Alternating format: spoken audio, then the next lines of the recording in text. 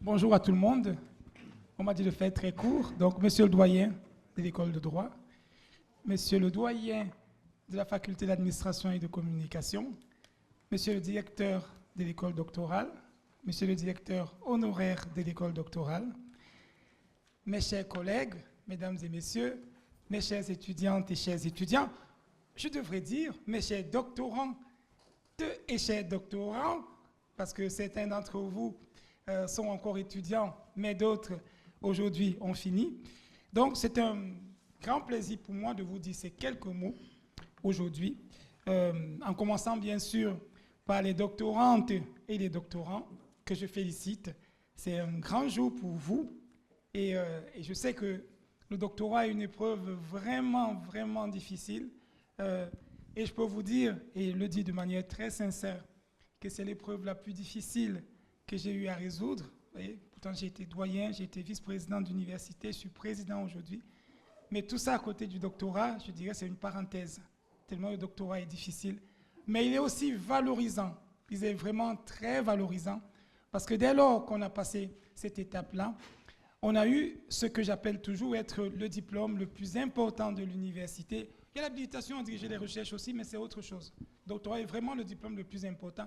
On a l'habitude de dire dans notre maison que c'est le toit qui assure la maison université. Et donc, c'est très important. Je sais que c'est une épreuve difficile que vous avez surmontée grâce à l'école doctorale, grâce à l'école de droit, grâce à votre directeur de thèse, grâce à vos camarades, grâce à votre encadrement, grâce aussi, et je dirais surtout, à vos familles, les familles, les amis, les proches qui sont là. Parce que la solitude du docteur, je pense qu'on la connaît tous ici, de ce côté-là, et les collègues qui sont là, c'est une épreuve qui est très solitaire. Et la famille, les amis, les proches ont un rôle fondamental. Dans ce contexte-là, l'université se contente d'accompagner la famille, de vous accompagner, de vous apporter un peu de ce que la famille ne peut pas vous apporter avec une série d'initiatives. Et c'est l'école doctorale rattachée à l'université qui le fait. Je ne reviens pas dessus. Ce que je voudrais simplement vous dire, c'est notre fierté, notre joie d'amener les étudiants à ce beau diplôme. C'est un peu comme des capitaines, c'est un peu comme un équipage qui conduit un bateau à bon port, et un bateau qui est précieux, parce que c'est un bateau humain, et je dois dire que c'est particulier. Et je voudrais clairement vous dire notre fierté, notre joie, notre plaisir, et profiter à travers vous pour remercier vos familles, vos proches, vos amis, remercier l'école doctorale droit pour ce qu'elle fait, et dans ces remerciements, remercier le directeur de l'école doctorale, cher Joël, qui finit son mandat, le directeur honoraire, et qui est le parrain aujourd'hui, et profiter pour faire le pont avec Guillaume, lui souhaiter la bienvenue, et le féliciter et le remercier d'avoir eu cette belle initiative de quasiment institutionnaliser le fait que lorsqu'on finit une fonction, on est honoré. Ça n'a pas toujours été l'habitude dans la maison. Merci de l'avoir fait. Merci à chacune et à chacun d'entre vous et félicitations une fois de plus.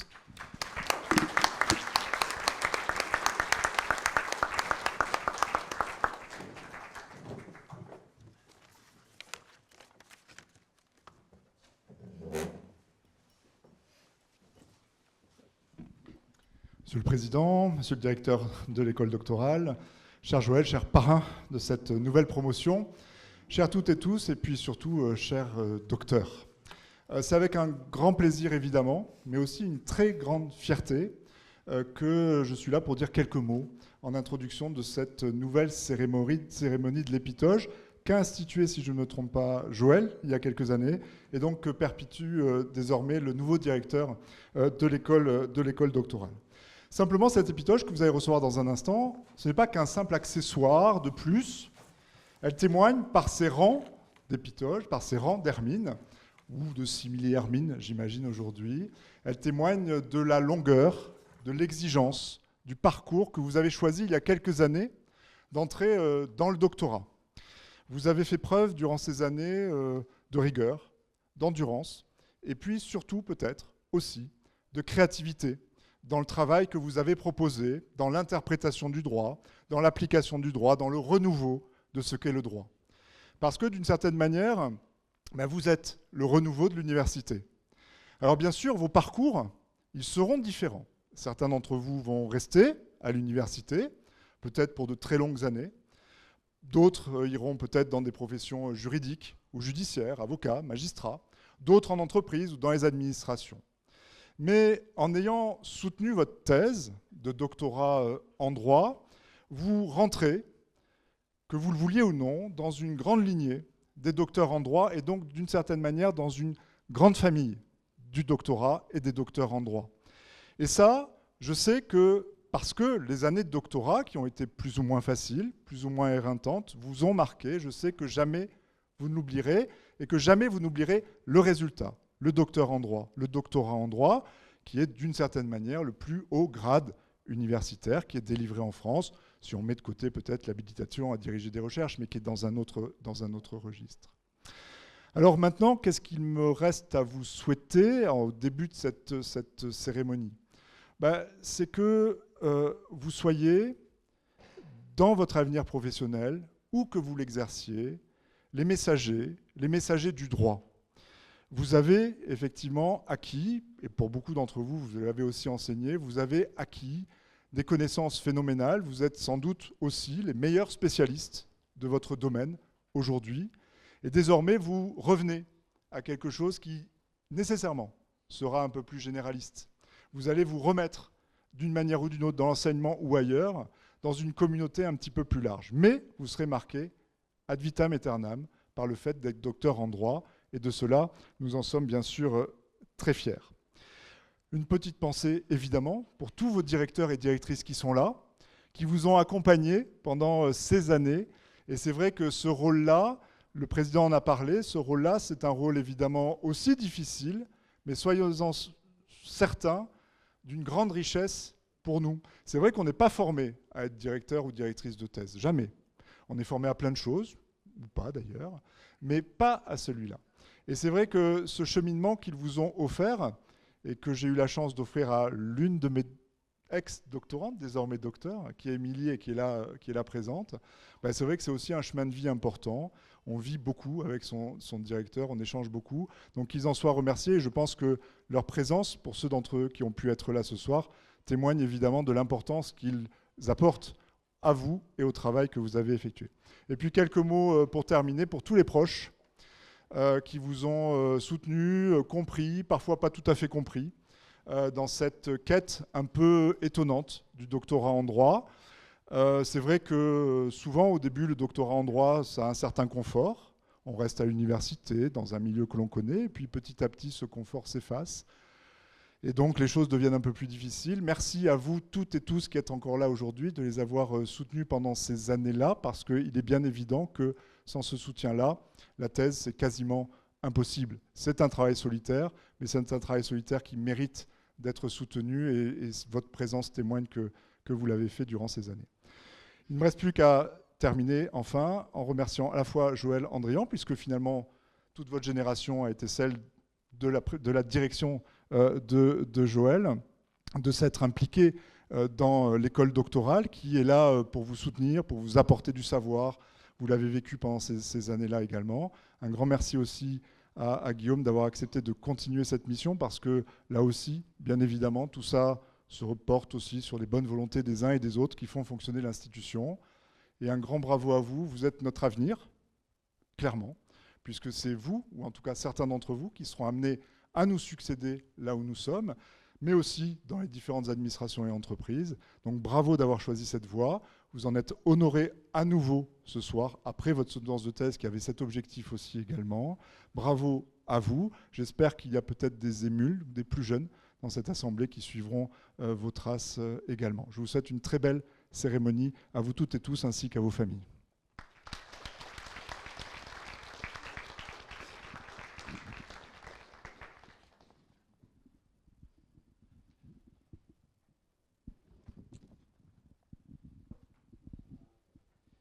Merci beaucoup, Monsieur le Président, Monsieur le Doyen. Monsieur le Président, Monsieur le Doyen, Monsieur l'autre Doyen, chers collègues, notamment donc les directeurs de thèse, mais pas que. chers ci-devant doctorants et désormais docteurs, chères familles et amis de ces docteurs, chers autres étudiants s'il y en a, cher Joël. Je vous souhaite la bienvenue à cette cérémonie de remise de l'épitoge pour les docteurs toulousains juristes et politistes de 2024. Donc une cérémonie effectivement mise en place il y a quelques années par Joël et que je suis heureux de poursuivre cette année. Il est de tradition, à d'autres endroits, à l'Académie française notamment, de faire l'éloge de son prédécesseur lors de son discours de réception. À l'université, on a plutôt l'habitude de critiquer notre prédécesseur pour accéder à sa fonction, à sa place, ce qui incite pas trop à en faire l'éloge. Mais bon, on est universitaire, on n'est pas à une contradiction près, on a l'habitude.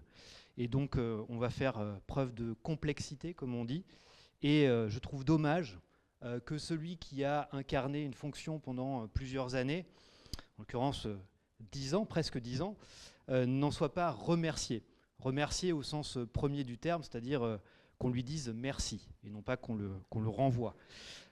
Aussi, donc, ai-je demandé naturellement à mon prédécesseur, le professeur Joël Andrianti-Basovina, de parrainer cette promotion 2024, dernière promotion des docteurs durant sa direction de l'école doctorale, ce qu'il a accepté, et je l'en remercie très sincèrement, toujours au sens premier du terme. Avant de lui laisser la parole, donc je dirais quelques mots, bien sûr, sur les docteurs d'abord et puis sur Joël ensuite. On insiste souvent, on l'a encore fait, sur l'accomplissement, l'aboutissement que représente le doctorat. Avec le doctorat, en effet, on va au bout des études universitaires que l'on a accomplies. On a pris l'université tout ce qu'elle avait à offrir, en lui donnant aussi beaucoup en retour. Et on a eu bien raison de le faire, car il n'existe certainement pas de chemin plus formateur. Mais en vérité, le plus important vient après, maintenant donc. Plus encore qu'un titre et qu'un diplôme que l'on va ranger dans un cadre que l'on contemplera plus tard avec une larme à l'œil, avec le regard ému parce que résilient de la nostalgie, le doctorat, ça marque surtout un commencement et un épanouissement. Ceux d'un juriste ou politiste, docteur, désormais, et le mot est important, autonome, adulte dans la connaissance et dans la compétence en somme. La randonnée, certes parfois très escarpée de la thèse, laisse ainsi place à l'aventure, la vraie, mais c'est un Indiana Jones, un MacGyver, un Bob Moran, bref, quelqu'un de bien équipé. Alors, pardon pour les références un peu vieilles, peut-être que les plus jeunes dans cette pièce ne savent pas de qui je parle, mais l'idée c'est donc que le docteur, en effet, est un aventurier qui est prêt et bien équipé pour son aventure. Il y a peu de choses qu'un docteur ne sache pas faire. Et quand il ne sait pas faire, le docteur sait comment apprendre à faire, en quoi réside sans doute sa plus grande valeur. Ce que nous célébrons aujourd'hui, donc ensemble, c'est cette nouvelle possibilité pour vous d'utiliser sans nous, qui vous avons accompagné jusque-là, ces nouvelles capacités. Le parchemin qu'on vous remettra tout à l'heure, c'est pour mettre dans un cadre, comme je le disais tout à l'heure, mais l'épitoge, c'est pour mettre au-dessus de la toge, épi en grec veut dire au-dessus. Entendez par là plus largement au-dessus du costume de travail du professionnel efficace et fiable que vous allez désormais devenir en tant que docteur. Maintenant, quelques mots d'un aventurier, d'un docteur en droit, donc le professeur Joël Andrianti-Basovina. En commençant parce que la plupart d'entre nous connaissons déjà de lui, c'est un publiciste, personne n'est parfait, spécialiste notamment de droit des libertés, de droit international et européen, de droit de l'homme, de droit de l'intégration et des questions environnementales. Il est, comme on dit au CNU, auteur et co-auteur de plus d'une vingtaine d'ouvrages et revues, de plus de 190 articles et études. Il a participé à plus de 80 colloques nationaux et internationaux. Il a prononcé des conférences et enseigné dans 17 universités étrangères. Parmi ses nombreux travaux figure notamment la co-rédaction des grands arrêts de la Cour européenne des droits de l'homme, donc publiés depuis plusieurs années aux presses universitaires de France, qui est l'ouvrage de référence, rien de moins en la matière, et que nombre d'entre nous, moi notamment, ont utilisé et utilisent encore beaucoup dans leurs recherches. Il est, on le sait aussi, membre de l'Institut de recherche en droit européen, international et comparé, l'IRDEC. Il y dirige le Centre de droit comparé et puis il co-dirige avec le professeur Xavier Bioy le master droit des libertés.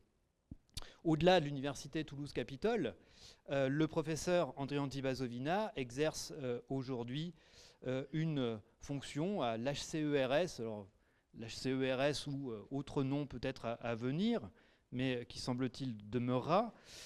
Et cette fonction, c'est celle donc officiellement de conseiller scientifique projet au sein du service d'analyse de la recherche du département d'évaluation de la recherche. Bon, le nom indique qu'elle est sans doute importante. Il y est responsable des sciences humaines et sociales. Donc voilà pour le présent que, à dire vrai, on connaît tous plutôt bien. Parlons un peu de son passé qui est sans doute moins connu parce qu'il est plus personnel. Joël a effectué ses études primaires et secondaires à Madagascar. Son père était artisan polyvalent, charpentier, ébéniste, électricien, mécanicien, menuisier. Sa mère était femme au foyer et épicière. Il est le 7e d'une fratrie de 14 enfants. Il est arrivé à Bordeaux, de l'autre côté de la Garonne, en 1984 pour faire des études de droit après son service militaire à Madagascar et après avoir appris le français en cours intensif à l'Alliance française d'Antsirabe, sa ville natale. Antsirabe, j'ai bien prononcé, Joël ? Bon. Il a été hébergé en France par sa tante, qui était bénéficiaire d'une allocation pour adultes handicapés, et puis pour aider cette dernière, et puis pour financer ses études de droit, il a effectué divers petits travaux, plongeur dans des restaurants, des traiteurs, serveur dans un restaurant vietnamien, castreur de maïs en Gironde, dans le Béarn, dans les Landes, ramasseur de prunes dans le Lot-et-Garonne, et puis vendangeur dans les vignobles du Bordelais, à cette époque un peu bénie que là aussi les plus anciens ont connue, où le mois de septembre était encore libre d'études et on pouvait en effet faire autre chose, et notamment les vendanges. Aujourd'hui, hélas, il n'en est plus rien. Il a obtenu tous ses diplômes de droit jusqu'au doctorat à la faculté de droit de Bordeaux. Il a soutenu une thèse en 1994 consacrée à l'autorité des décisions de justice constitutionnelle et européenne sur le juge administratif français, une thèse dirigée par le professeur Bernard Pactot. Donc à Bordeaux, il avait fini major de la maîtrise, à l'époque on disait ainsi, et du DEA de droit public. Moi aussi, hein, j'ai une maîtrise et un DEA. Et il avait rédigé un mémoire, c'est ça, portant sur l'arbitrage en droit administratif. Il avait aussi, à l'époque, obtenu une allocation d'enseignement et de recherche, donc l'ancêtre de ce qu'on appelle aujourd'hui un contrat doctoral.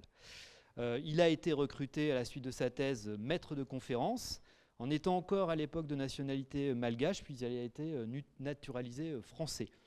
Il a été reçu à l'agrégation de droit public en 2000, puis exercé comme professeur successivement aux universités de Besançon, de Limoges, qui est une université qui me tient beaucoup à cœur, puisque j'y ai commencé mes études, et de La Rochelle, dont il a été le doyen et le vice-président chargé des relations internationales, avant d'être muté à Toulouse en 2013, où il a été assez rapidement nommé directeur de l'école doctorale en 2015. En parallèle, comme beaucoup le savent aussi s'ils suivent un peu les réseaux sociaux, le professeur Andrian Di Basovina pratique les arts martiaux depuis l'âge de 7 ans. Il est notamment professeur de karaté titulaire du diplôme d'instructeur fédéral. C'est aussi révélateur. La carrière ne s'arrête bien sûr pas avec ce mandat, la fin de ce mandat à l'école doctorale, et puis en plus de ses fonctions locales et nationales que Joël conserve, il écrit actuellement, encore, toujours, hein, et il achève un manuel notamment de droit de la Convention européenne des droits de l'homme aux presses universitaires de France, dans la belle collection Droit fondamental, où il y aura aussi un manuel d'introduction au droit pénal, mais qui est à peine commencé. Et il écrit aussi également et coordonne un ouvrage collectif consacré à la Convention européenne des droits de l'homme et ses protocoles, un commentaire article par article, donc co-dirigé notamment avec Françoise Tulkens, donc ancienne vice-présidente de cette Cour européenne. Donc je ne suis pas sûr qu'il soit nécessaire d'en ajouter beaucoup à l'aune de ce parcours déjà si riche et qui parle en lui-même. Donc je me contenterai juste de souligner 3 choses plus personnellement. Donc d'abord, la première chose, c'est souligner la liberté et l'indépendance de Joël, qui me semble-t-il lui est plus naturel encore que statutaire, parce que notre statut nous l'a garantit, mais Joël l'a naturellement, ce qui me semble être une grande qualité quand on est universitaire. Ensuite, comme le révèle son CV, déjà impressionnant d'un point de vue quantitatif, et là aussi parce que je sors du CNU, Joël fait partie de ces personnes dont on dit au CNU par euphémisme qu'ils ont un dossier équilibré. Un dossier équilibré, c'est quoi? C'est un dossier en réalité déséquilibré parce qu'on fait trop de tout. On fait trop de pédagogie, trop de recherche, trop d'administratif, et c'est ainsi qu'on peut être promu par le CNU. Donc c'est dire son implication. Et puis, comme je l'ai dit dès mon entrée en fonction et répété plusieurs fois depuis, parce que c'est vrai, Joël a laissé l'école doctorale dans un état excellent, de sorte qu'il est finalement très facile de lui succéder, et je lui en suis bien évidemment extrêmement reconnaissant. C'est donc un beau parrain, je crois, que celui de la promotion 2024 des docteurs juristes et politistes toulousains. Je lui laisse la parole en le remerciant de nouveau. Merci Joël.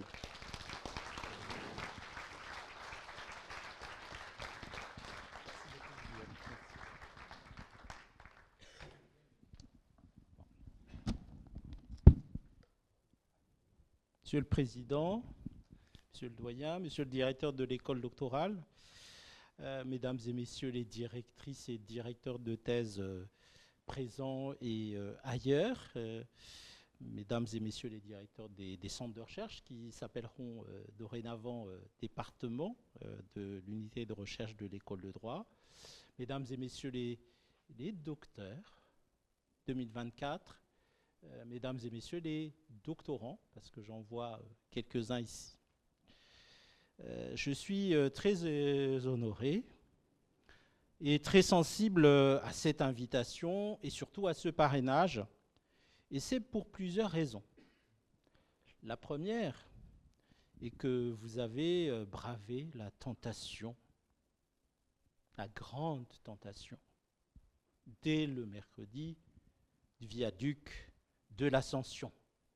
Vous n'avez pas cédé, comme certains, aux sirènes de cette grande évasion qui pouvait se profiler de cet après-midi. Donc, vous aurez votre week-end prolongé, mais nous vous sommes reconnaissants d'être venus aujourd'hui pour cette cérémonie. La deuxième raison est que vous avez accepté, Monsieur le Président Ken Fac, qu'un docteur en droit de l'école de Bordeaux, école de droit public de Bordeaux, celle du doyen Duguy, dirige, ou en tout cas préside à la destinée de l'école doctorale droit et sciences politiques de la faculté de droit et d'aujourd'hui de l'école de droit de Toulouse et de l'université Toulouse-Capitole. Donc la faculté du doyen Oriou. Et comme le président disait tout à l'heure que nous sommes dans un bateau, et un bateau avec des humains, je vais parler un petit peu aussi de l'humanité qui compose la famille de l'université Toulouse-Capitole et de l'université en général.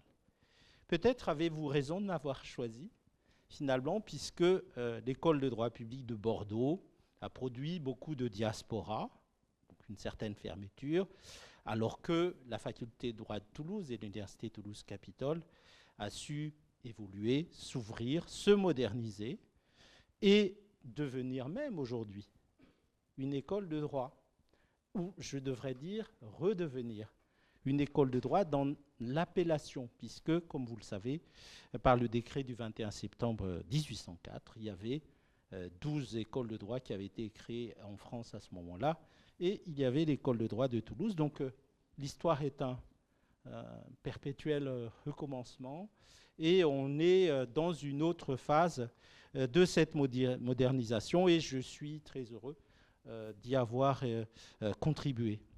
Alors, compte tenu aussi de mon parcours personnel que Guillaume a voulu bien rappeler tout à l'heure, je pense qu'effectivement, être docteur en droit, tel que je le suis, peut vous montrer que l'ascension républicaine par le doctorat, c'est possible. C'est possible, si j'y suis arrivé, d'autres peuvent y arriver, et vous, vous êtes là aujourd'hui. Et ne serait-ce que pour cela, je suis à la fois ému et sincèrement honoré de parrainer votre promotion. Oui, le doctorat en droit et en sciences politiques ouvre des portes nombreuses dans des carrières très variées. On vous l'a dit précédemment. Et vous avez eu raison de vous embarquer dans l'aventure du doctorat. Ça a été dit aussi, c'est l'aventure du doctorat. Certes, en vous lançant dans l'aventure du doctorat, vous ne saviez pas où cela peut vous mener, ou pouvait vous mener. Je fais référence ici aux explorateurs du XVe et du XVIe siècle qui montaient dans des bateaux sans savoir où ils allaient. On vous dira peut-être que le doctorat en droit, etc., il y a une histoire, il y a des écrits, etc. Mais le doctorat en droit et en sciences politiques, ça demeure aujourd'hui une aventure. Et quand on lève l'ancre, et quand on lève les voiles, on n'est pas sûr que la destination sera atteinte. Le nombre d'abandons, de changements démontre la difficulté de la tâche. Alors, vous l'avez fait, alors que vous saviez qu'il y aurait des bourrasques, qu'il y aurait le calme plat. Vous avez connu ça. Qu'il y aurait l'ennui avec le calme plat. Mais il va y avoir aussi des tempêtes. Et pourtant, vous les avez affrontées, vous les avez vaincues, et vous êtes bien là, aujourd'hui. Vous êtes docteur en droit et en sciences politiques. Et je vous dis, soyez-en fiers de votre doctorat. Portez haut et fort l'étendard du doctorat. Il faut le faire d'autant plus que nous sommes dans un pays d'ingénieurs et dans un pays des grandes écoles. C'est pas négatif. Mais dans le pays des grandes écoles et des ingénieurs, le doctorat, comme vous le savez, n'est pas suffisamment valorisé, ou il n'est pas valorisé comme il devrait l'être. Et cela d'autant plus qu'il est délivré par l'université. L'université désargentée. L'université déconsidérée. L'université ballottée par des réformes incessantes. L'université aujourd'hui concurrencée de façon organisée par des formations privées. L'université accaparée, perturbée par l'intelligence artificielle. Mais, néanmoins, toutefois et cependant, l'université qui accomplit dans cette atmosphère des miracles tous les jours, grâce, disait le doyen et le président tout à l'heure, à la bonne volonté des universitaires, des futurs universitaires qui font vivre l'université. Et particulièrement, soyez fiers de ce que vous êtes, parce que, comme vous le savez, depuis l'Antiquité, mais allez, on ne va pas remonter aussi loin, depuis le Moyen-Âge, les seuls deux vrais doctorats, je provoque un peu, c'est le doctorat en médecine et c'est le doctorat en droit. Tous les autres sont venus un petit peu après, donc il y a les parvenus et il y a les vrais docteurs. La faculté de médecine et la faculté de droit, disait-on, ce sont les pourvoyeurs de doctorats de métier. C'est-à-dire que lorsque vous sortez du doctorat en droit, on cherche vos compétences parce que vous êtes des juristes accomplis dans votre domaine. Et on disait tout à l'heure, vous êtes le meilleur spécialiste sans doute de votre domaine ou de votre sujet. Vous figurez parmi ces meilleurs spécialistes. L'Université Toulouse-Capitole, l'école de droit de Toulouse aujourd'hui, perpétue cette tradition du doctorat en droit et en sciences politiques.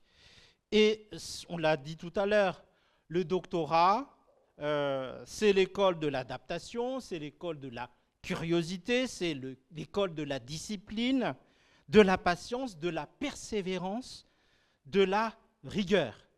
En clair, si vous êtes spécialiste de 100 mètres, il ne faut pas faire un doctorat. Le doctorat, c'est du marathon, c'est des courses de fond. Il y en a des spécialistes d'ailleurs dans cette salle. Et dans une société de désordre, de fluidité, de zapping, j'ai mis un mot tiré de l'anglais, du zapping. Le doctorat en droit est un atout, et en sciences politiques est un atout. Il vous appartient d'en faire bon usage. Non pas uniquement dans un but utilitaire, voire utilitariste. J'ouvre une parenthèse. Aujourd'hui, dans le discours du monde concurrentiel des universités, dans le monde entier, un diplôme n'aurait aucun sens que s'il sert à quelque chose d'utilitaire pour les entreprises, pour la société, etc. Certes, c'est très important, mais on peut évidemment partir aussi d'un diplôme qui peut nous mener à différentes possibilités de choix de vie, de carrière un peu plus tard. Et le doctorat en droit est un atout dans ce cadre-là, le doctorat en sciences politiques aussi. Alors, ne soyez donc pas des docteurs de l'utilitaire uniquement, ne soyez pas des docteurs de l'utilitarisme uniquement, soyez des docteurs, comme l'écrivait Stefan Zweig dans son ouvrage sur Magellan. Ce n'est jamais, je le cite, l'utilité d'une action qui en fait la valeur morale. Seul enrichit l'humanité d'une façon durable celui qui en accroît les connaissances et en renforce la conscience créatrice. Alors, cher docteur, bon vent.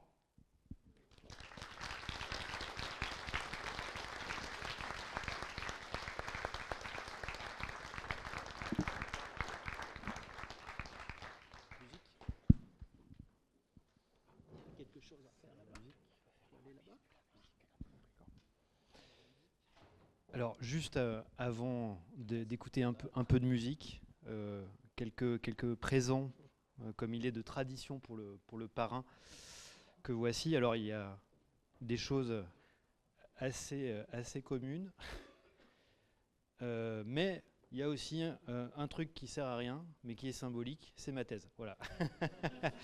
Accroître la connaissance humaine et la création. Pour faire un pont entre le droit privé et le droit public. Et le droit pénal, vous le savez que c'est du droit public. Oui. Voilà, puis après tu trouveras ici Alors, quelques présents. Alors je montre les grands procès de l'histoire. Voilà. C'est du droit pénal. Alors on dit que ce ne sont pas les commissions d'enquête, je précise.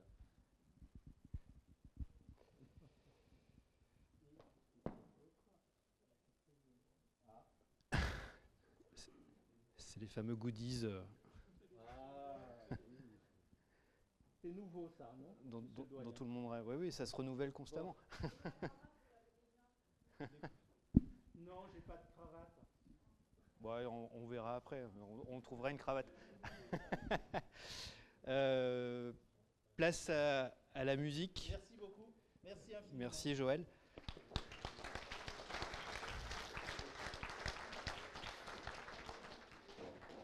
Une autre compétence de nos étudiants toulousains.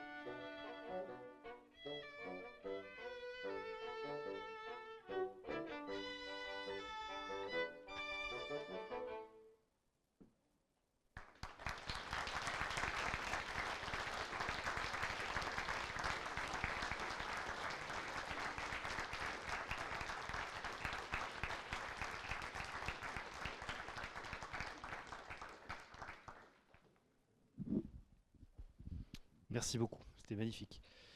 Ils vont revenir après, donc on va procéder maintenant donc, à la remise du parchemin et de l'épitoge. Alors, voilà comment on va procéder. Donc, on va procéder alphabétiquement d'abord. Et ensuite, donc, Joël va remettre l'épitoge à chaque docteur. Et si le directeur de thèse est présent, c'est lui qui viendra remettre le parchemin. Le parchemin étant classé ici par ordre alphabétique. Et donc, à défaut pour le directeur d'être présent, je remettrai le parchemin.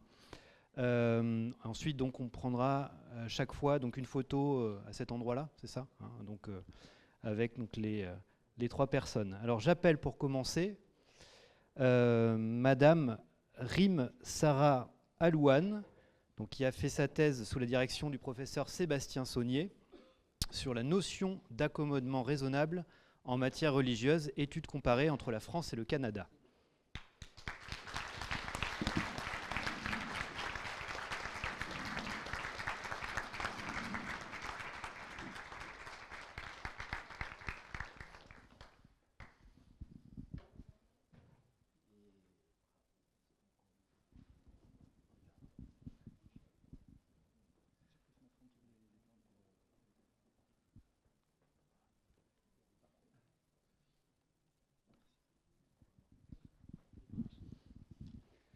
On peut l'applaudir de nouveau.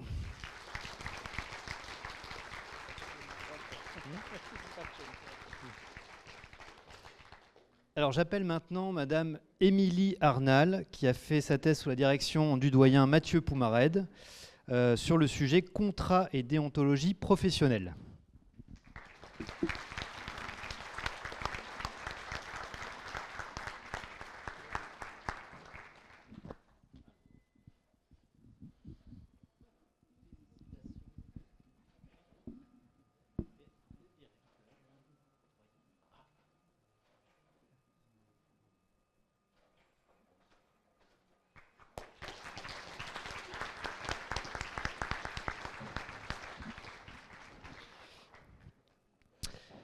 J'appelle maintenant Madame Laura Bourrel, qui a fait sa thèse sous la direction du professeur Grégory Calflèche sur le sujet le consentement des personnes publiques.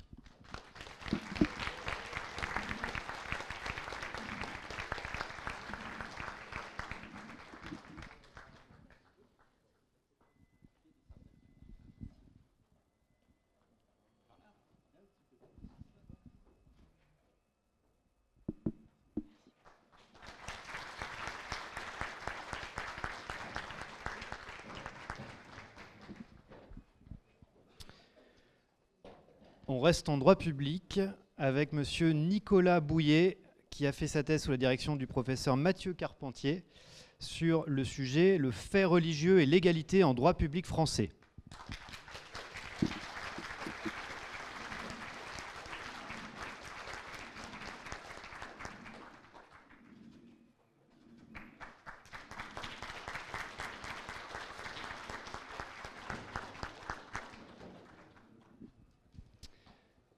Toujours en droit public, oui, c'est Madame donc Clotilde Combe qui a fait sa thèse sous la direction du professeur Stéphane Mouton et du professeur Jérôme Héninck, tout à fait, sur le sujet Jean Jaurès, 1859-1914, une recherche de l'État juste.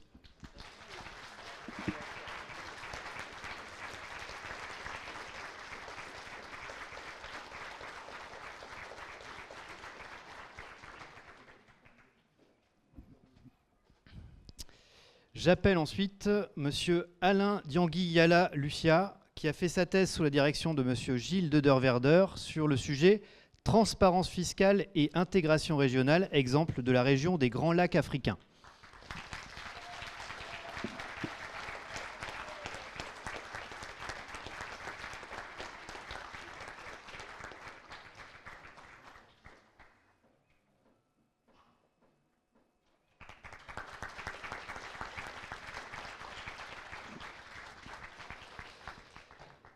J'appelle ensuite monsieur Maximilien Guilbault-Forne, qui a fait sa thèse sous la direction du professeur Pierre Espuglas sur le sujet le principe de sincérité du scrutin.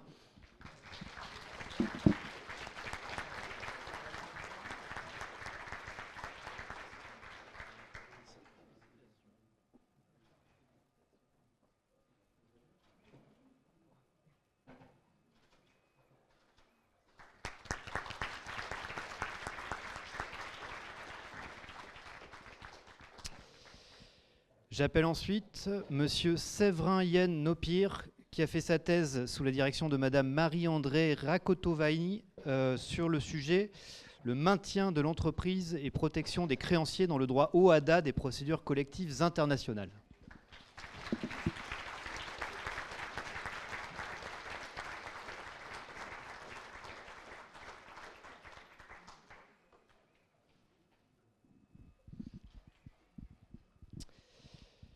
J'appelle ensuite Madame Antoinette Kofi Akpolé, qui a fait sa thèse sous la direction du professeur Julien Théron sur le sujet « La norme en droit des affaires ».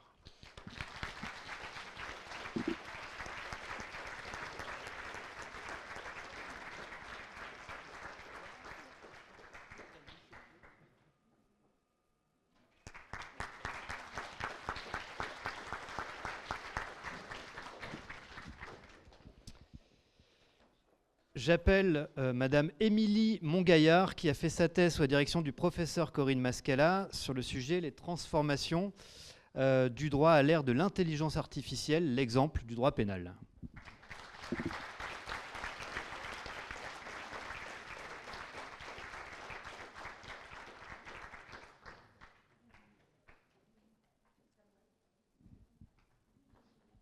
Alors, j'appelle ensuite Monsieur Loïc Pélissier, qui a fait sa thèse sous la direction de Monsieur Lionel Mignato sur le sujet « L'éthique dans la magistrature judiciaire ».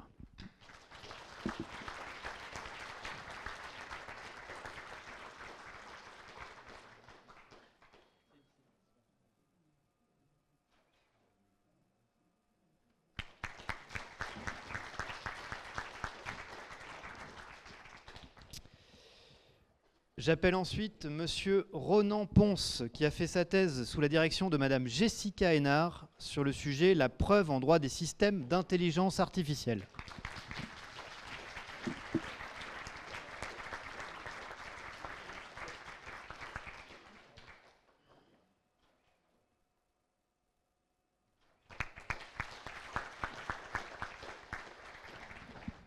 On voit aussi à travers les sujets de thèse, les thèmes. Parce que là, il y a l'intelligence artificielle qui revient deux fois. Donc c'est aussi ça, la recherche en droit, qui explore des thèmes qui sont les thèmes contemporains. J'appelle maintenant Madame Marie-Laure Randolph, qui a fait sa thèse aussi sous la direction de Madame Marie-André Rakotovaini, sur le sujet « La contestation en voie d'exécution, aspects fondamentaux en droit OHADA et analyse en droit français ».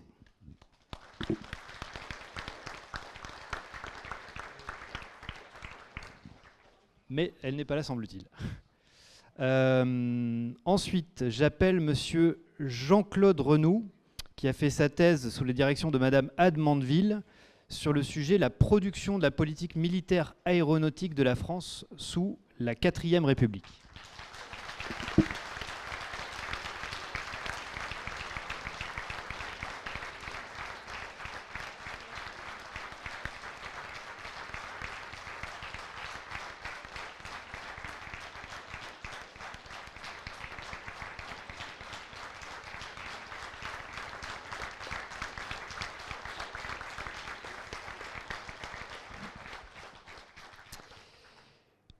J'appelle ensuite Monsieur Ahmed Saadi, qui a fait sa thèse sous la direction de Monsieur Alain Pousson sur le sujet « Le rôle du juge dans la résolution unilatérale du contrat, études comparatives, droit français et droit anglais ».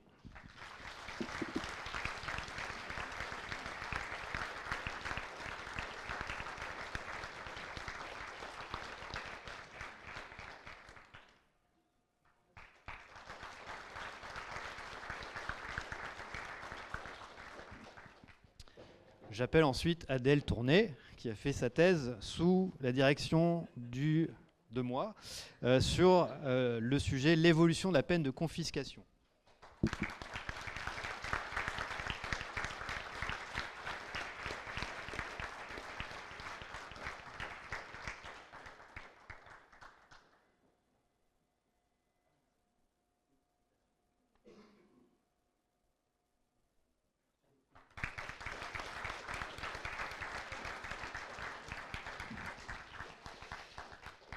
J'appelle ensuite Monsieur Pierre-Henri Vignol, qui a fait sa thèse sous la direction de Madame Christine Mingès-Le-Pape sur le sujet de la tolérance face à la souveraineté dans les publications apologétiques de Jean Pey, 1771-1793.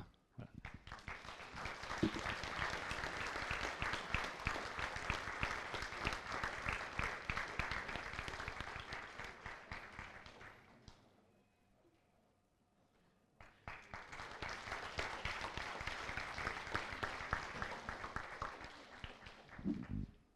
J'appelle Madame Marie-Aude Villotte, qui a fait sa thèse sous la direction de Madame Solange Mirabaille sur le sujet « La parenté du deuxième degré ».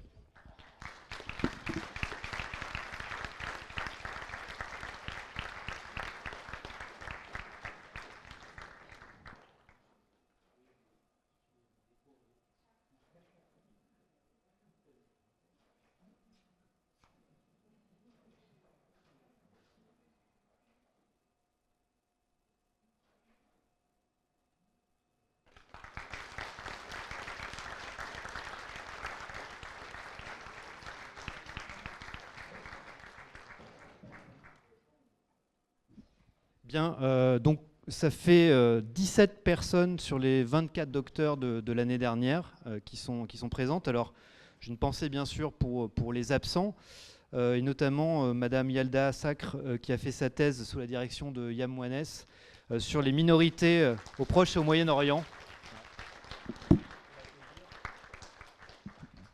Peut-être que dans les années à venir, on se référera donc aux personnes qui ne sont pas là et à leur sujet de thèse, au moins pour donc leur rendre aussi hommage. Voilà. Bravo à tous. Il y a encore un peu de musique maintenant, et à l'issue donc de la musique, on ira prendre une photo docteur et directeur de thèse entre les amphithéâtres comme chaque année. Et il y aura un buffet qui vous attendra devant l'amphithéâtre. Voilà.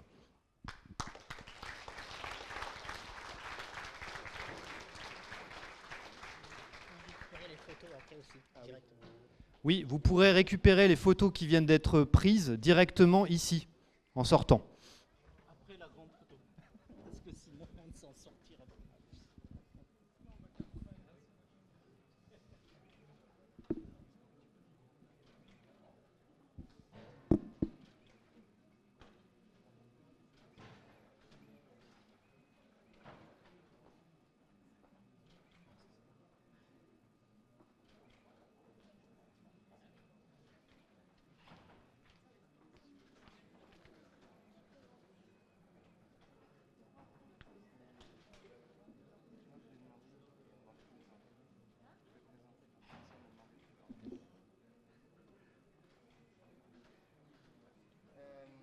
Ce second morceau qu'on va vous jouer est un arrangement maison, un arrangement fait par Spencer, un medley des musiques des films de Miyazaki.